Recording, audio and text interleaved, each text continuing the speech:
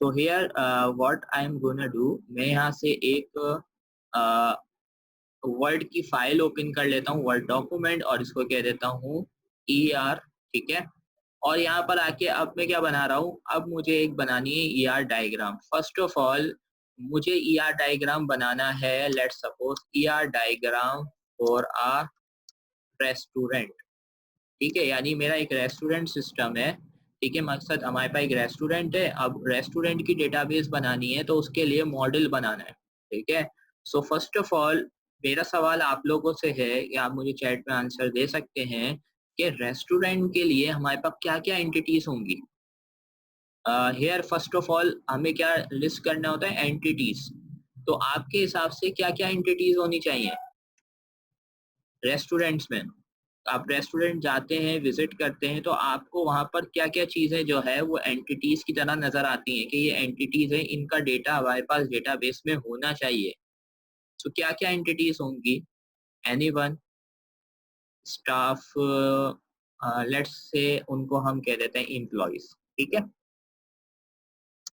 एक तो एंटिटी होगा एम्प्लॉइज़ भाई, दूसरी सबसे मेन एंटिटी है कस्टमर, क्योंकि कस्टमर नहीं होगा तो आपके पास रेस्टोरेंट चलेगा ही नहीं, क्योंकि कोई खाने वाला नहीं होगा तो आपके पास जो है रेस्टोरेंट होगा नहीं।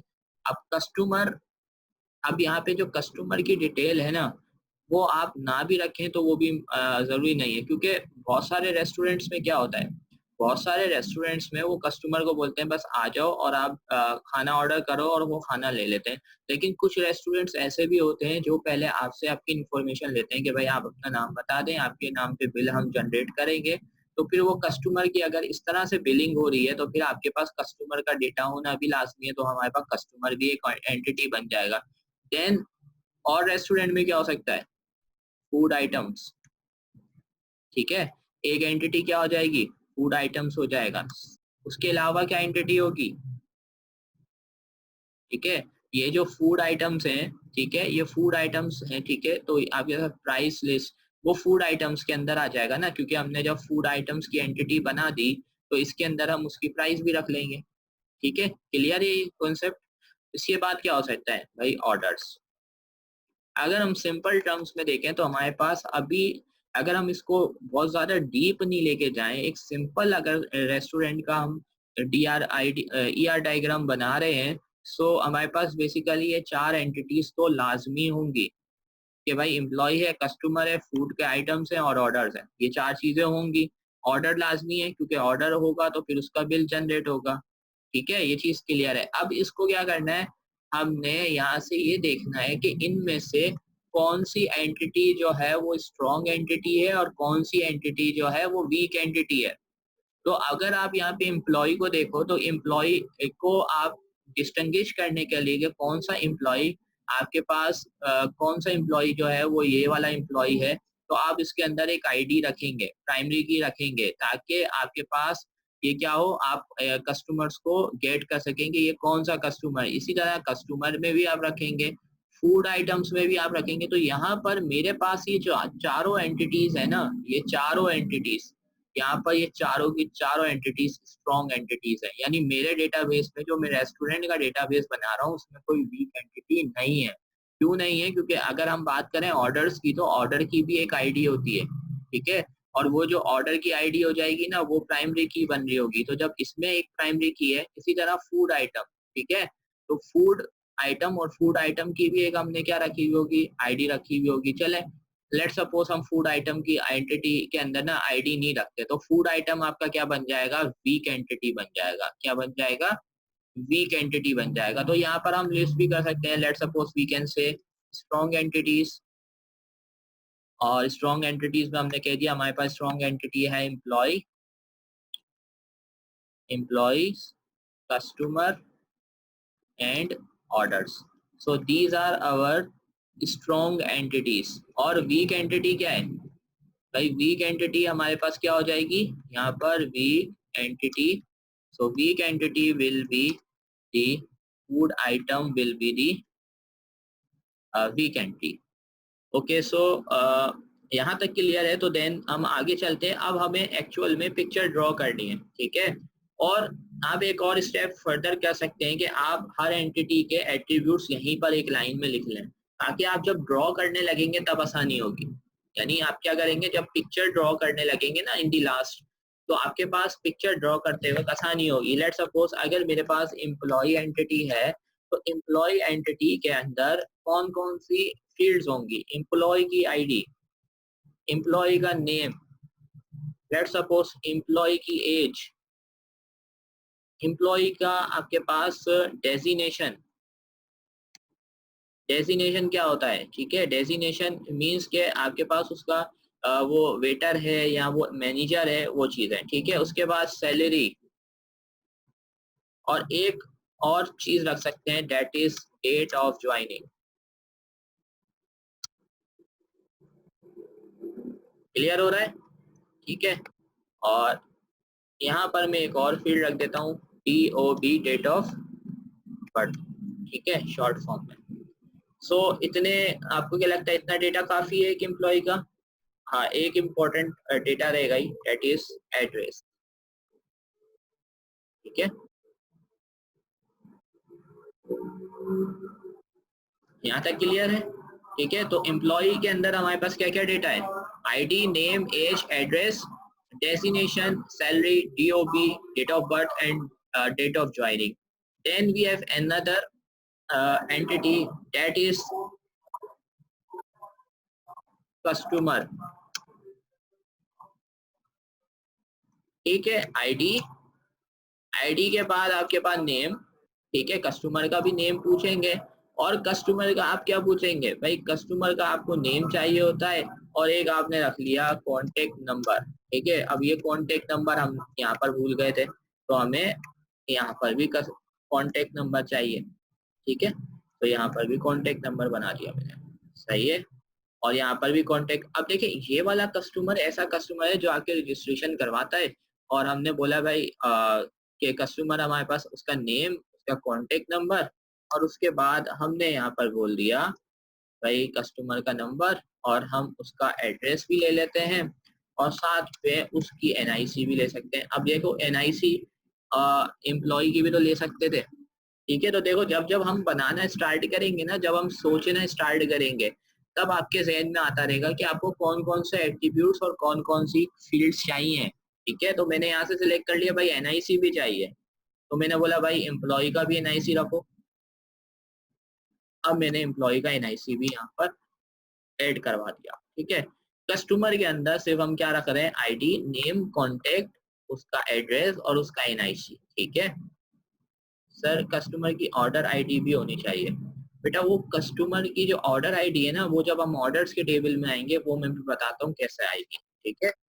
अब देखो उसके बाद यहाँ पर मैं बना रहा हूँ फूड आइटम।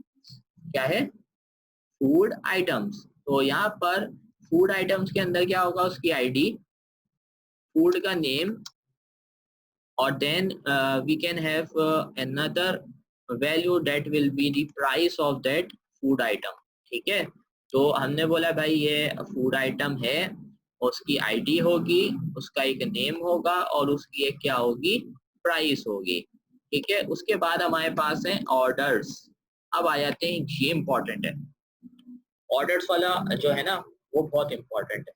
वो क्यों इंपॉर्टेंट है, क्योंकि यहाँ पर आपके पास आप बताएंगे कि भाई हमारे पास एक ऑर्डर है, लेट सपोज ऑर्डर की आईडी, कस्टमर की आईडी। अब यहाँ पे मैंने कस्टमर की आईडी क्यों बनाई है, कौन बताएगा? सर है कि हमें ये पता चल सके कि किसने ऑर्डर प्लेस किया है, ठीक है। तो यहाँ पर क्या बन रहा है, बेसिकली एक रिलेशनशिप बन रहा है, ठीक है। कौन, जैसे हमने डिस्कस किए थे ना, रिलेशनशिप होते हैं 1 to many, many to 1, 1 to 1, different types के आपके पास क्या थे, रिलेशनशिप्स थे, ठीक है। तो अभी मैं इसकी आईडी को मैं बोल रहा हूँ भाई अभी कस्टमर आईडी चलो रख लेते हैं, ठीक है, कस्टमर आईडी। देन अनदर आप उसके बाद ऑर्डर के बारे में और क्या इन्फॉर्मेशन रखेंगे, डेट, ऑर्डर की डेट, किस टाइम पे उसने डेट, किस डेट पे उसने वो ऑर्डर किया। ऑर्डर के अंदर फूड आईडी। अब फूड आईडी क्यों आ रही है यहाँ पर, ताकि जो जो फूड उसने सिलेक्ट किया है उस फूड की इंफॉर्मेशन हमें मिले, देखो ना, अगर मैंने सिलेक्ट किया भाई हमारे पास एक फूड आइटम है, लेट्स सपोज मैं कोल्ड ड्रिंक लेना चाहता हूँ, तो कोल्ड ड्रिंक भी फूड आइटम के अंदर आ रहा है ना, तो मैंने बोला भाई कि मैंने ये वाला फूड सिलेक्ट किया। उसके बाद मैंने एक और आईडी बताई, मैंने ये वाला सेकंड फूड ये सिलेक्ट किया।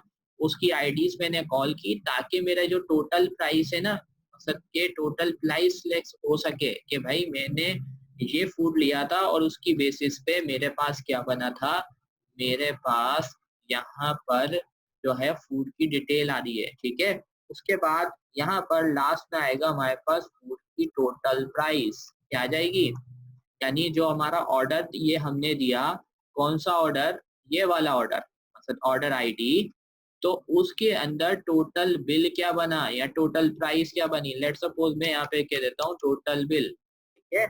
सो these are some of the information we are going to store in our database that we are creating for our restaurant, ठीक है। अगर हम एक रेस्टोरेंट का डेटाबेस बना रहे हैं तो उस रेस्टोरेंट के डेटाबेस के लिए हम ये चीजें रखेंगे। ये चीजें सबको क्लियर हो रही हैं?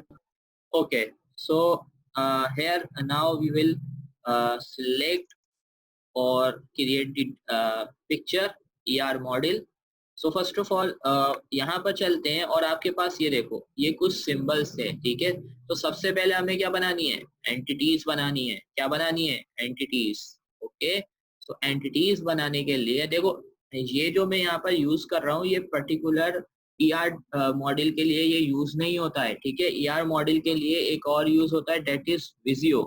आई थिंक मेरे पास इंस्टॉल हो तो मैं आपको शो कर देता।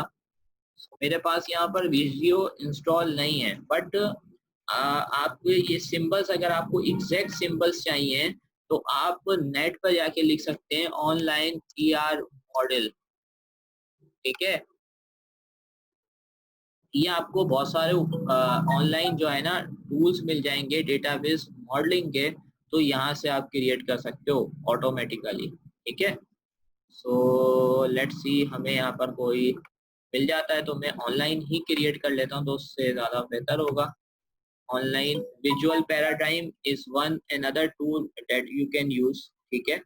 आपके पास कोई टूल अवेलेबल नहीं है तो आपको अगर सिंबल्स पता है तो आप सिंबल्स को यूज करते हुए वो सेम पिक्चर जो है MS वर्ड पर भी ड्रॉ कर सकते हो। तो हम इंसर्ट पे चलते हैं। तो first of all we have 3 entities. तो मैं यहाँ से ये वाली शेप लूंगा, ठीक है, रेक्टेंगल की। और first of all this is first, यहाँ से मैं इसको यहाँ से ऐसे ले लेता हूँ और यहाँ पर मैं कोई टेक्स्ट लिखना चाह रहा हूँ, मैं ऐड कर देता हूँ text. Let's suppose first entity is employees. So ये एम्प्लॉइज की एंटिटी बन गई। एम्प्लॉय की एंटिटी के बाद second entity will be the entity we are using, and then copy again, control Z, control V। सो हमारे पास ये देखो 3 एंटिटीज यहाँ पर क्रिएट हो गई। तो मैं इनका जो नेम है इसके अंदर टेक्स्ट को एडिट करता हूँ। Second we have customers, customers and last one we have orders, ठीक है। फूड आइटम तो मैंने यहाँ पर क्यों नहीं ड्रॉ किया, क्योंकि फूड आइटम स्ट्रॉन्ग एंटिटी नहीं था। तो फूड आइटम क्योंकि स्ट्रॉन्ग एंटिटी नहीं था, जिसकी वजह से मैंने इनको इस तरह से क्रिएट नहीं किया। तो हम इंसर्ट करते हैं और हम एक नया शेप लेते हैं यहाँ से, ठीक है। और इसके अंदर मुझे एक और शेप बनाना है। Let's see if we get the option to create inside another। Okay, और इसको भी मैं ऐसे ही सिलेक्ट करता हूँ। तो अब आप देखो this will be your strong entity. मैं यहाँ पर वीक एंटिटी, तो वीक एंटिटी क्या था, फूड आइटम। और यहाँ पर देखो फूड आईडी तो मेरे पास था ही नहीं, तो मैं यहाँ पे फूड का जो नेम था ना वो कॉल करूंगा, तो F नेम, ठीक है। तो फूड का नेम यहाँ पे कॉल करूंगा, फूड नेम। ओके, यहाँ तक क्लियर है। सो हम आगे चलते हैं कि अब हमने ये ड्रॉ कर ली। अब उसके बाद एक एक एंटिटी के एट्रीब्यूट्स डिफाइन करने हैं, ठीक है। तो मैं थोड़ा इनको साइड करता हूँ। तो first of all let's see we are एक साथ मूव कराना, थोड़ा सा इसके साथ इसको पकड़ते हैं एंड मूव करवाते हैं। ओके, सो अब आते हैं फर्स्ट ऑफ ऑल एम्प्लॉयज़ के ऊपर, और एम्प्लॉयज़ के जो हमारे पास क्या है, आपके पास जितने भी आपके पास यहाँ पर एट्रीब्यूट्स हैं वो मैं यहाँ पर क्रिएट करने वाला हूँ, ठीक है। सो एट्रीब्यूट्स क्रिएट करने के लिए मैंने आपको बताया था कि वी यूज एट्रीब्यूट। क्या यूज करते हैं एट्रीब्यूट के लिए? ओवल शेप यूज करते हैं। तो यहाँ से हम आएंगे इंसर्ट के टेब में और यहाँ पे शेप पे जाकर this is our oval shape, यहाँ पर आप ओवल शेप बनाते जाएंगे, सही है, और कॉपी पेस्ट करते रहें, ठीक है। तो जितने एट्रीब्यूट हैं आप एट्रीब्यूट्स यहाँ पर बनाते जाएं। लेट्स सपोज ये रहा एक एट्रीब्यूट ये रहा, ठीक है। और let's see how we can design. तो मैं यहाँ से एक शेप ले लेता हूँ, ठीक है, और मैंने इसको इसके साथ कनेक्ट कर दिया, ठीक है। और इसी तरह से यहाँ से सिलेक्ट किया, इसको इसके साथ अगेन कनेक्ट कर दिया, ठीक है। तो मकसद मैं यहाँ पर क्या बता रहा हूँ कि ये वाला जो है वो इसके साथ कनेक्ट है। अब ये कौन सी डेटा थी, यानी इसके अंदर मैंने टेक्स्ट लिख दिया। लेट सपोज यहाँ पर हम आईडी ले रहे हैं और यहाँ पर मैं ले रहा हूँ एड टेक्स्ट नेम, ठीक है। तो थोड़ा इसको बड़ा कर लो अगर आपके पास नेम शो। क्लियर हो रहा है कि एट्रीब्यूट्स कैसे बना रहे हैं, ठीक है। तो अब इसी तरह से जो है वो आप एक एक आइटम के, एक एक एंटिटी के जो है ना वो बनाते रहेंगे। क्या बनाते रहेंगे? एट्रीब्यूट्स बनाते रहेंगे। क्लियर हो रहा है? सब चीज़ें क्लियर है किस तरह से ड्रॉ कर रहे हैं? सारी चीज़ें ऑनलाइन टूल भी यूज़ कर सकते हैं, आपकी मर्जी है, ठीक है। सो मैंने यहाँ से अब देखो यहाँ पर एक एज का आपके पास कॉलम है। अब एज वाला कॉलम जो है ना, और अच्छा आईडी क्योंकि प्राइमरी की है, तो मैंने आपको बताया था कि की एट्रीब्यूट होता है ना उसके अंदर एक अंडरलाइन आ रहा होता है, तो मैंने आईडी के नीचे अंडरलाइन कर दिया, ठीक है। मैं थोड़ा-सा इसको मैं थोड़ा-सा अगर बड़ा कर सकूँ तो आप देखो आईडी जो है अंडरलाइन होकर आ रही है। अब आईडी अंडरलाइन होकर क्यों आ रही है? आईडी इसलिए अंडरलाइन होकर आ रही है क्योंकि यहाँ से हम बता रहे हैं कि ये पर्टिकुलर कॉलम इस एंटिटी को क्या बना रहा है? स्ट्रॉन्ग एंटिटी बना रहा है। स्ट्रॉन्ग एंटिटी कैसे बना रहा है? क्योंकि हमारे पास इस वाले एंटिटीज़ के अंदर आईडी का जो है ना एट्रीब्यूट है। तो आईडी के एट्रीब्यूट को जब हम अंडरलाइन कर देंगे, so it means we are saying कि हमारे पास ये जो आईडी का एट्रीब्यूट है, here it is representing a primary key. तो ये यहाँ पर एक प्राइमरी की को रिप्रेजेंट कर रहा है। सिमिलरली एज का जो आपके पास कॉलम है वो इसी तरह से ड्रॉ होगा, ठीक है। तो मैं यहाँ पर जो चेंज आपके पास कॉलम है ना वो ड्रॉ कर रहा हूँ। क्लियर है? मैं सारे कॉलम्स एट्रीब्यूट्स ड्रॉ नहीं कर रहा, ठीक है। तो अब यहाँ पर देखो हमने एक और कॉलम पढ़ा था that was multi valued. Multi valued कौन सा था? ठीक है, मल्टी वैल्यूड यानी जिसके अंदर मल्टीपल वैल्यूज आ सकती हैं। तो यहाँ से आप देखो कोई मल्टी वैल्यू है आपके पास? आपके पास यहाँ पर देखो तो मल्टी वैल्यू कोई नहीं है। हाँ, contact number is one that is multi valued, ठीक है। तो अगर आपको मल्टी वैल्यू ड्रॉ करना है तो आप ओवल के अंदर डबल ओवर बनाओगे, ठीक है ना। डबल यानी आपके पास एक और लाइन होगी ओवल शेप के अंदर। So here I can say कि मैंने यहाँ से इसको कॉपी किया और इसको मैंने पेस्ट किया, और यहाँ पर आकर what I am gonna do, मैं यहाँ पर आकर इसको अगेन कॉपी करता हूँ और यहाँ से डेटा हटा देता हूँ, और यहाँ पर आके आप देखना मैं इसके अंदर लेके जाता हूँ इसको। सो अच्छा इसके अंदर से भी मैं नेम हटा देता हूँ, टेक्स्ट हटा दी और इसके अंदर ये ले गया, और मैंने यहाँ पर ये कह दिया कि भाई ये वाला जो है ना आपके पास this will be multi valued, तो मैंने यहाँ पे दे दिया कॉन्टेक्ट। अब मुझे इसको थोड़ा-सा यहाँ पर इस वाले को पहले बड़ा करना पड़ेगा और इस वाले को भी थोड़ा-सा शेप को बड़ा कर दें, और कॉन्टेक्ट के टेक्स्ट को थोड़ा-सा मैं छोटा करता हूँ, ठीक है, कॉन्टेक्ट। ओके, देखिए क्लियर हो रहा है? ठीक है, तो ये हमारा हो गया कौन सा attribute? This is our multi valued control, मतलब मल्टी वैल्यूड एट्रीब्यूट हो गया। अब इसके साथ भी अगर लाइन चाहिए तो शेप में जाता हूँ, यहाँ से इसके साथ भी लाइन आपके पास लाइन ड्रॉ कर देता हूँ कि भाई ये जो है ये भी हमारे एम्प्लॉय की एंटिटी से बिलोंग करता है। देन अगर आप यहाँ पर देखो मैंने यहाँ पर एज को छोड़ दिया, ठीक है। तो फर्स्ट ऑफ ऑल मैंने यहाँ से कॉन्टैक्ट उठा लिया और कॉन्टैक्ट को मैंने कह दिया भाई ये जो कॉन्टैक्ट है ना ये मल्टी वैल्यूड है। सेकंड हमारे पास जो ऑप्शन होता है दैट इज अब कंपोजिट एट्रीब्यूट। अब कंपोजिट एट्रीब्यूट लेट सपोज अगर मेरे पास भी एड्रेस है तो यहाँ पर एड्रेस वाली एग्जांपल बिल्कुल एग्जैक्ट ड्रॉ कर सकते हैं, ठीक है। यानी हम बोल देंगे कि भाई एड्रेस है, एड्रेस से हम स्ट्रीट ले रहे हैं और उसका एरिया ले रहे हैं। क्या ले रहे हैं? स्ट्रीट और एरिया। और अगर आप बोल रहे हैं नहीं भाई मैं तो एक ही वैल्यू के अंदर मतलब मैं एक ही जगह जो है ना वो स्टोर करूंगा, यानी मल्टीपल वैल्यू से बन के नहीं बनेगा, तो फिर आप इसको सिंगल एट्रीब्यूट की तरह शो कर देंगे, ठीक है। सिंपल जो आपका एट्रीब्यूट होता है उसकी तरह से आप यूज कर सकते हैं। Then we have another attribute type that is derived attribute, ठीक है। ड्राइव एट्रीब्यूट कौन से होते हैं?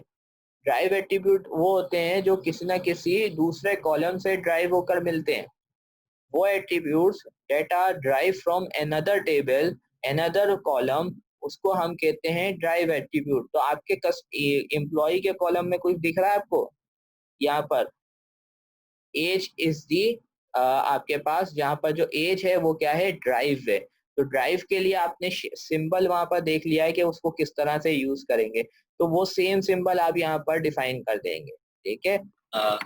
अब देखिए फर्दर हम देख सकते हैं कि यहाँ पर हमारे पास और कौन कौन से एट्रीब्यूट्स हैं, ठीक है ना। तो जो एट्रीब्यूट हमारे पास यहाँ पर होगा, ठीक है, सो जो जो एट्रीब्यूट हमारे पास यहाँ पर आने वाला है उस एट्रीब्यूट की बेसिस पर ना, उस एट्रीब्यूट की बेसिस पर फिर हम सिलेक्ट करते हैं कि वो एट्रीब्यूट किस टाइप का है।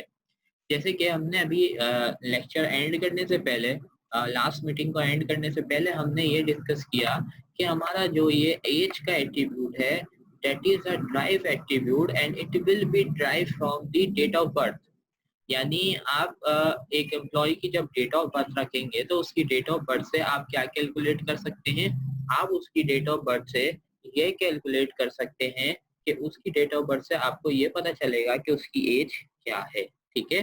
तो इस तरह के attributes which are derived attributes, यानी वो किसी और एट्रीब्यूट से ड्राइव होते हैं, उनकी वैल्यू किसी और एट्रीब्यूट से मिलती है, उनको हम कहते हैं ड्राइव एट्रीब्यूट्स। और ड्राइव एट्रीब्यूट्स बनाने के लिए आई थिंक यहाँ पर सिंबल मुझे नहीं मिलेगा, डॉटेड सिंबल बहुत मुश्किल है यहाँ पर।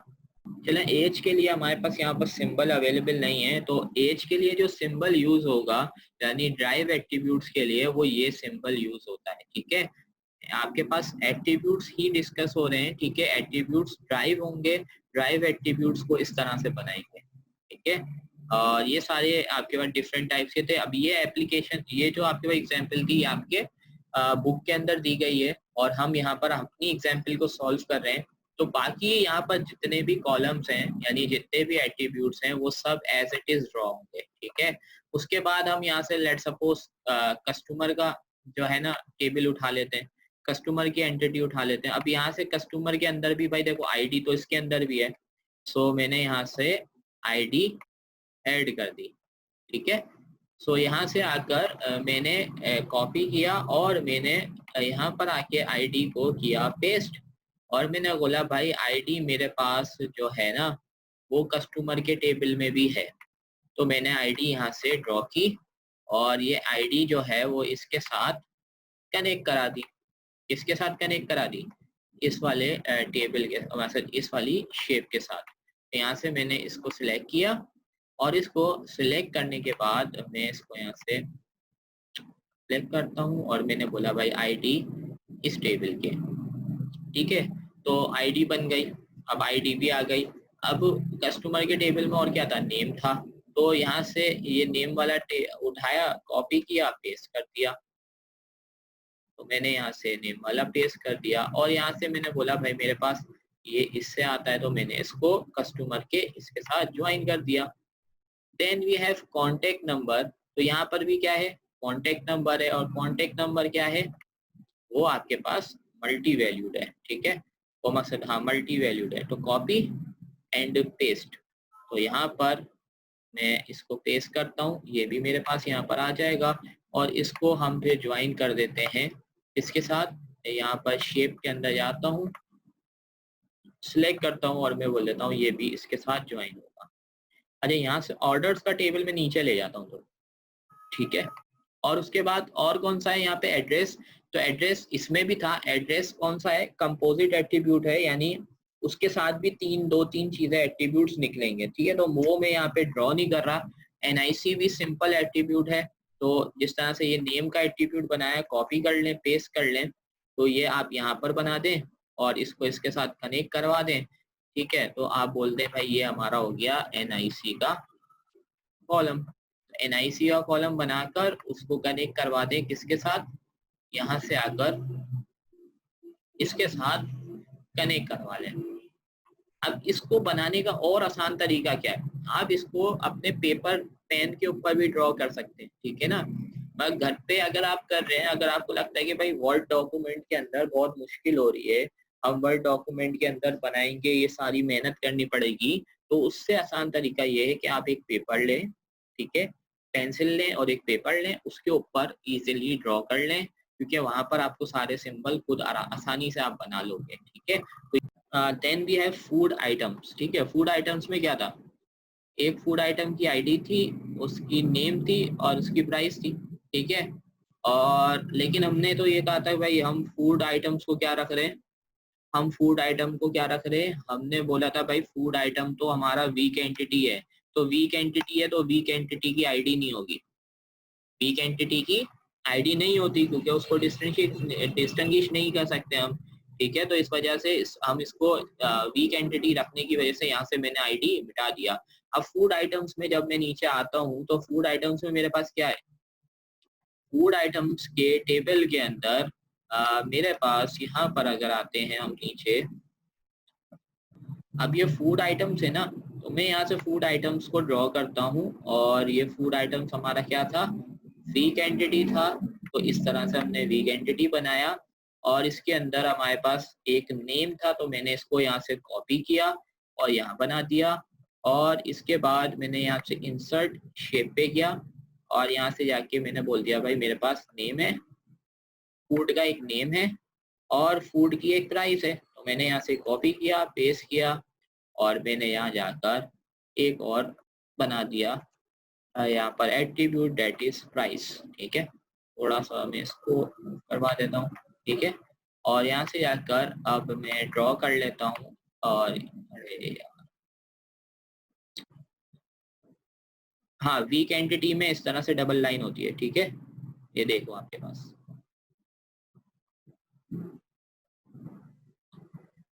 और यहाँ से ये आ गया, ठीक है। सो दो, इसके अंदर दो ही थे, ऑर्डर्स के अंदर कितनी चीजें थी, ठीक है। सो अब ऑर्डर्स के अंदर हमारे पास कितनी चीजें थी, देखो आपके पास ऑर्डर के, अगर हम एंटिटी में जाते हैं, इसमें जाते हैं, ऑर्डर के अंदर जाते हैं, तो आपको नजर आएगा कि भाई हमारे पास ऑर्डर के अंदर, ओके। सो मैं यहाँ पर आता हूँ, अब ऑर्डर्स के टेबल में चलते हैं, तो ऑर्डर के अंदर आईडी, कस्टमर आईडी, डेट और फूड नेम, ठीक है।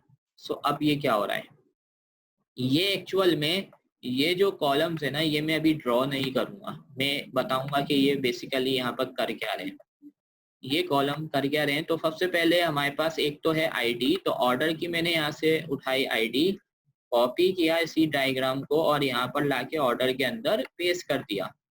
आफ्टर पेस्ट, और उसके बाद सेकंड क्या है, फूड का नेम है और डेट है, डेट मैं बना लेता हूँ, यहाँ से मैंने इसको कॉपी किया, पेस्ट किया। देन मेरे पास यहाँ पर आ जाएगा डेट का एट्रीब्यूट। देन मेरे पास यहाँ पर एक और एट्रीब्यूट आएगा, that is bill, total bill. तो मैं यहाँ से इसको ऑर्डर्स को यहाँ पर लेके जाता हूँ, ठीक है। और यहाँ से अब मुझे लाइंस ड्रॉ करनी है, तो फर्स्ट ऑफ ऑल ये वाली लाइन, ये इसके साथ ड्रॉ की, ठीक है। अगेन ड्रॉ करनी है इस वाली के साथ, नेम के साथ, तो नेम के साथ ड्रॉ कर दी, और यहाँ पर आकर इस पे ड्रॉ कर दी, ठीक है।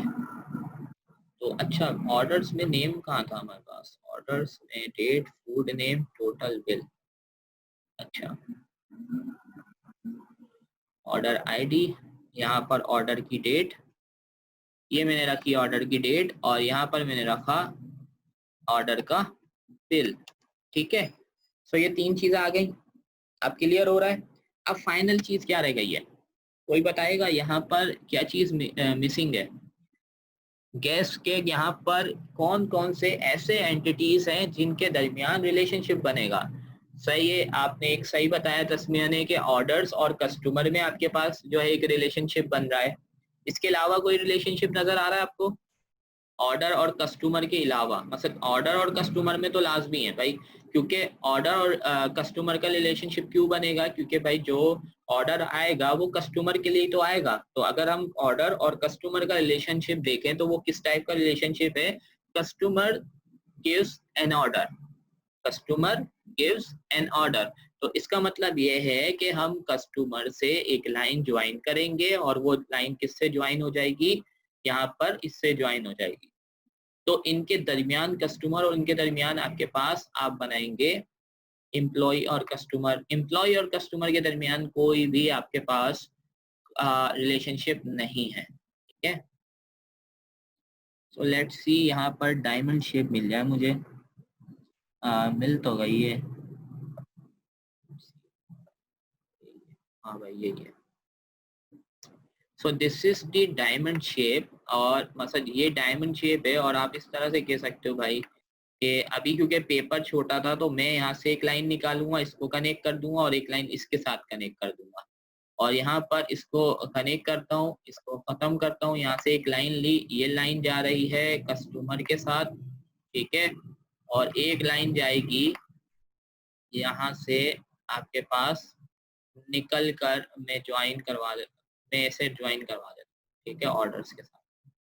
तो एक लाइन आपके पास कहाँ से आ रही है? ऑर्डर से आ रही है, ठीक है। ये देखो, ये आ गई, ये लाइन इससे आ गई और ये लाइन इधर से आ गई, ठीक है। और इनके दरमियान रिलेशनशिप क्या है? ऐड करवा देता हूँ, बोलता हूँ कस्टमर गिव्स एन ऑर्डर। सो मैंने यहाँ पर इसको थोड़ा सा, मैं इसको थोड़ा बड़ा करता हूँ तो आपको जो हो जाएगा ये कस्टमर गिव्स एन ऑर्डर। अच्छा, इनके दरमियान इन सबको सिलेक्ट किया और नीचे ले गए थोड़ा सा, कंट्रोल Z। चलो मैं यहाँ पर लिख देता हूँ बस, ऑर्डर ये प्लेस कर रहा है, तो रिलेशनशिप बन गया एक इनके दरमियान, कस्टमर ऑर्डर के दरमियान। और एक रिलेशनशिप बनेगा, क्योंकि देखो यहाँ पर कौन सी फील्ड थी? कस्टमर आईडी की फील्ड थी, जिसकी वजह से यहाँ पर रिलेशनशिप बनाया, ठीक है ना।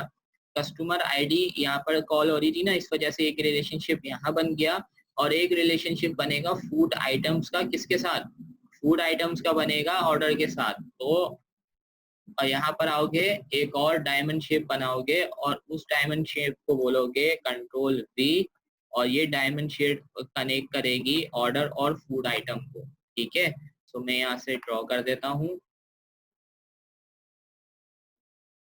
इंसर्ट, और मैं यहाँ से एक यहाँ पर लगाता हूँ, ठीक है, और एक एरो में लगा देता हूँ यहाँ पर, ठीक है। और यहाँ पर रिलेशनशिप में आप जो रिलेशनशिप बन रहा है आप यहाँ पर वो लिख दें कि orders can content food items. तो food orders will have a food, ठीक है। तो मकसद आप यहाँ पे लिख देते हो orders will have, will contain, यहाँ कर दो आप कंटेन फूड आइटम। तो ये हमारे पास इनके दरमियान रिलेशनशिप है।